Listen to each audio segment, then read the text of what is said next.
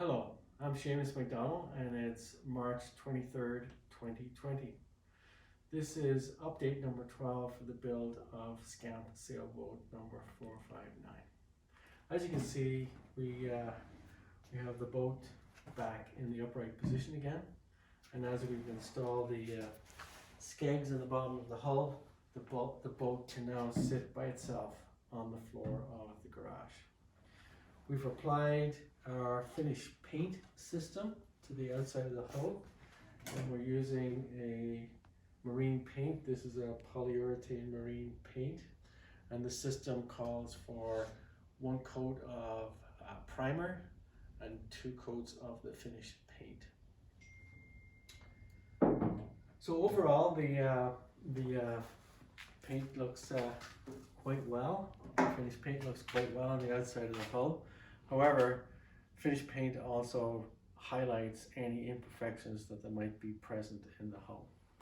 And in our case, we noticed that we've got quite an ugly joint here on the upper plank here on the port side of the boat. So to remedy this, I'm going to have to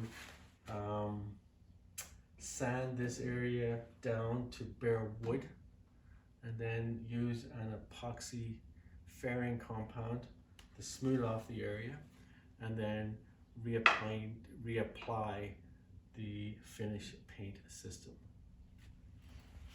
Here we are on the inside of the boat here, working on the cockpit area, and I've dry fitted the floor of the cockpit here in the back and the front, and as you can see, we've left a footwell area here open, and that footwell area is between bulkhead number 5 and bulkhead number 6.